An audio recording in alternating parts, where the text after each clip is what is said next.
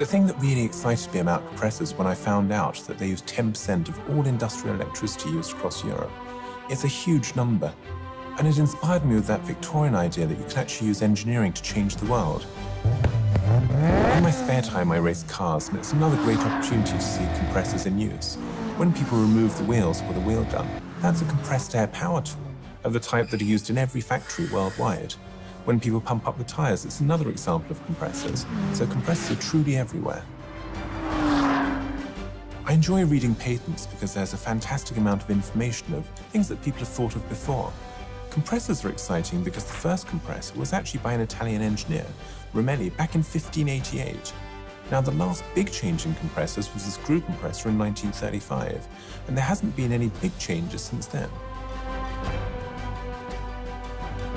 I often go for long walks in nature, and then, in the quiet time, I can visualize things in 3D. It was the realization that you could have two interlinking but offset rings, which could then form a new geometry for a compressor.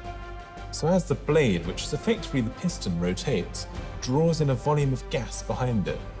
The magic bit is that as it passes through this disc, it catches up the volume of gas that it induced in the last cycle and is now compressing it. So a very, very simple device, but very efficient.